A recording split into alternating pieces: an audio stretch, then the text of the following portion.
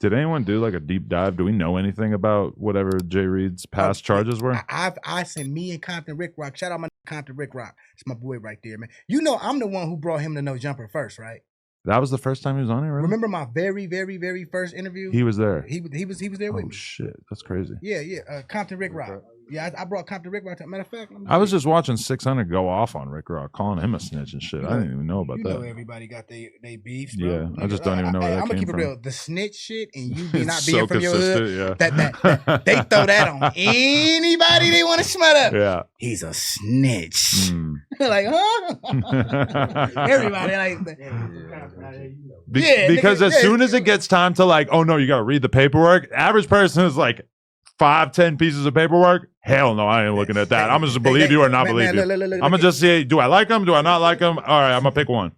That's exactly. I ain't reading 10 pages. No, you Hell hear no. that? That's exactly what happens. That's how everybody does it. Yeah. That's what happens. Like, is he a snitch? Oh yeah, he won. Well, I f with you. So if you saying it, I'm gonna say it. Like, yeah. That's the game though. But what was I saying though about Compton Rick Rock though?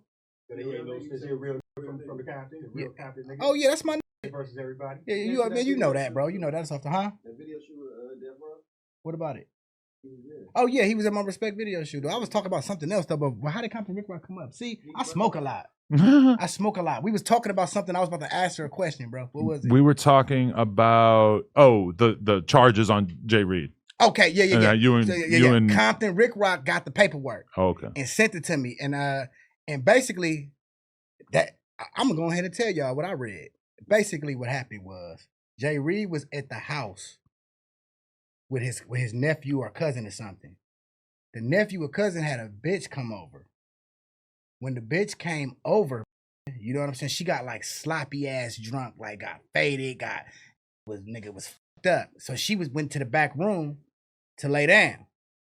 When she went to the back room to lay down, Jay Reed go in the room with her on some thirsty shit. They say he was off meth and all that shit.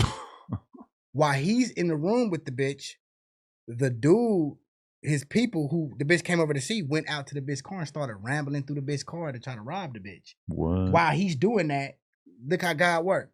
The police pulled up on him. What? And was like, what are you doing? He said, oh man, I'm just looking for something in my girl car. Police was like, do you own this car? I'm gonna have to see some kind of evidence of you owning this car.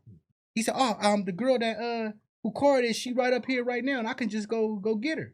So he go bring the police right back up there to the house. When he bring the police back up there to the house, they knock on the door. Nobody comes. So the police looking at him like, nigga, what's going on? Yeah. So he bang harder. Jay Reed come to the door. Right when they go to the door, the bitch in the room talk about help. What? And the fucking police is like, hold on. So the police go into protection mode, nigga, and just shut the shit down, nigga. And come to find out, Jay Reed done raped the bitch and all that shit in the room, and went and got arrested and went to jail for the shit. Oh, so they're saying he raped her, not that she was underage? Yeah, they saying he raped her. Oh shit. Yeah. Okay. For me, but that's the same shit as being a, you know what I'm saying? And they found proof. They found DNA evidence, everything that, you know what I'm saying? Like if a bitch is sloppy drunk, that's automatically rape, bro. Like if she's sloppy drunk, now if she drunk and she like, yeah, baby, let's fuck, that's different. But if she drunk and y'all didn't even have a sexual relationship, you just a nigga that was there, and she get drunk and fall out, nigga, and you go try to fuck her, you a creep, bro. It's crazy for me as somebody who doesn't drink, because when I go to the club, every girl's too drunk. So like every girl is like, if you're a couple drinks in, you already seem so drunk to me. As a non-drinker, because everyone seems wasted. That's what you got. That's what we got in common. We both don't drink. Yeah. As a non-drinker, how did you look at Munchie B when he was sitting here drunk? I kind of felt bad for him that he had let himself get to that point, because even normally he's pretty much like on his P's and Q's, like he's very like focused and he's a good podcaster. But that time he started out like he had his phone, he's kind of texting. It's like you notice like when he presses buttons on his phone, it says the letter that he just pressed. Yeah. So if he hits S, it says S.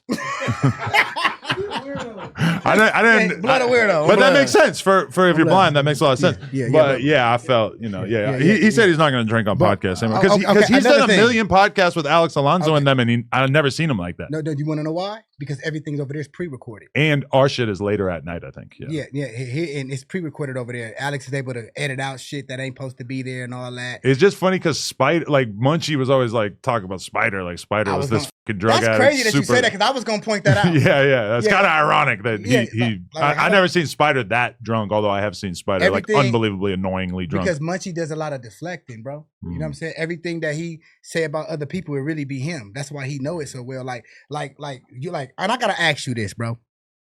You don't find it creepy and weird? Because I have never got on No Jumper and asked you, so is you gonna interview Munchie again? Like, why the fuck would he ask you if you would do an interview with me again? Like, that don't. Did he? I don't even remember. It was over there. I guess when you went to Street TV and did the interview with him, he asked you. But my thing is this though. That's weird though, bro. Like, you that much of a Snoopy hater, bro? Like, I don't care about who interview Munchie. I don't care who deals with Munchie. Why are you so worried about me? You know what I'm saying? That's a hater move right there, nigga. Like, asking Adam 22 with you. Yes, Adam 22 will interview me again because me and Adam ain't got no problems, nigga. You feel what I'm saying? I'm not gonna get up here and ask Adam, so how you feel about money? And then him and Brick Baby made a statement up here. They said that the people that says the streets is a myth are people who the streets has failed. I got to combat that, and the reason I'm gonna combat that is because that's not true. Feel me? It's the people who have nothing else to validate themselves, people that can't stand on their own, needs to hide behind the lies of the street code to fulfill their ego. Because to keep it real, without 6-0, nobody would give a fuck about Brick.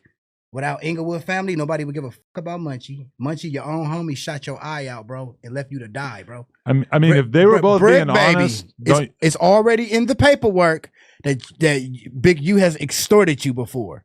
So I say that to say this. I am a nigga, an independent gangster that can stand on his own. Hollywood Paru has never made me. I made it. It don't solidify me, nigga. And that's what niggas gotta understand when it comes to this Crip and Blood shit. Niggas think this Crip and Blood shit makes them. When no, nigga, you make it, nigga, because you are the motherfucking car that's gonna drive this shit and put what you got to put on the line to press the line for that.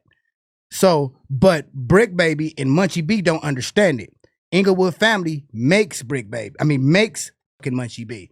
Without it, he'd just be another blind nigga that nobody gives a fuck about. But based on the fact that he got that Inglewood family stamp to hide behind, of course he's gonna defend the street code against niggas like me who can stand on his own without it. Okay, but don't you think that if Brick and Munchie were totally honest, that they would both kind of acknowledge that the street code, the gangster shit kind of failed them?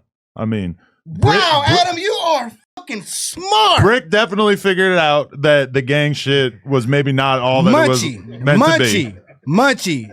And Munchie got became blind because his own, his own homie, fellow gang member Munchie.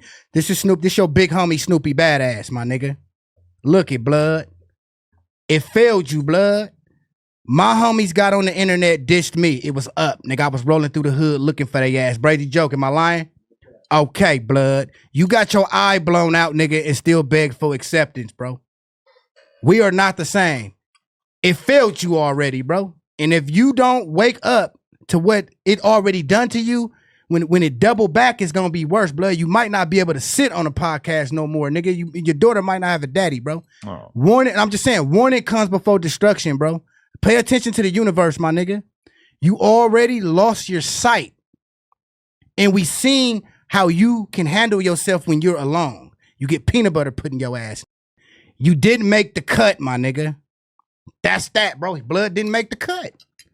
Until Blood can tell me some fades he caught, and I don't with Whack like that, but you would never be more of a Blood or than Whack 100, bro. Never, bro. Dead homies. Whack done been to the pen, all that shit, then knock out on motherfucking camera, and all that shit, nigga. Dead homies, Blood. If I had to pick between Whack and Munchie on who a real homie, that. If I had to pick of who I had to fight 5 niggas with, and I had one Blood I had to pick on my side, and Munchie and motherfucking Whack was the only 2 people I had to pick, I'm picking Whack. Munchie, get your ass to the fucking medical infirmary, my nigga. You can't do shit for us, Blood. Pyro, nigga. I fuck with Munchie, but I just want to acknowledge that. I tried to fuck with Munchie, but Munchie is insecure, and he likes to magnify people's flaws to make himself feel inferior to them when he's really just a bitch.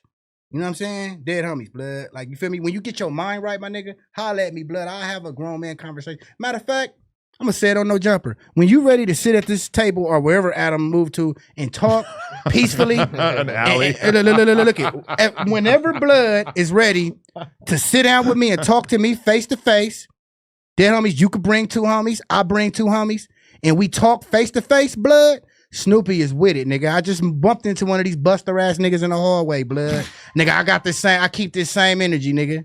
Home Bloods, nigga. So if you want to talk to me, you ain't got to get on the podcast and talk bad about me, nigga. You have the opportunity to sit down face to face with me, my nigga, like a grown ass 30-something-year-old man that's about to be a grandpa. Cause he said he about to be a grandpa. So Blood, let's holler, Blood, for this, nigga. Cause I'm in favor of the Bloods, nigga.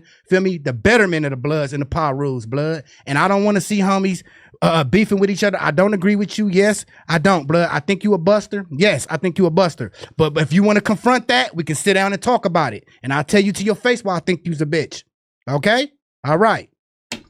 I feel like I love that idea of like us having more people who genuinely don't get along, having conversations. Munchie, let's talk. If I'm a buster like he says, if I ain't no threat like he says, he shouldn't have no problem with sitting down with me. I just feel like at a certain point, that conversation would get so heated that it would not be good. No, it won't.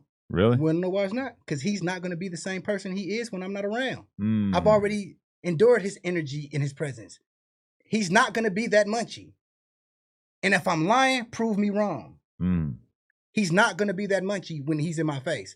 He's going to be humble, and he's not going to call me a buster. He's not going to call me a snitch, and he's not going to call me a bitch. Whatever he say. If Luce and Brick Baby could sit down on camera, I believe that you and Munchie could sit let's down. do it. Are you scared? 2 homie minimum, nigga. I bring 2, you bring 2. And if it's a problem, nigga, we can all just get down, nigga. Feel me? But I'm fading you, though. Okay, so you just saw the clip, but did you know that you can watch this entire interview right now before it's released to the public, uncensored, by becoming a member for just $5 a month, and there's a lot of other crazy benefits as well. So make sure you hit the link down in the description and sign up. Appreciate y'all.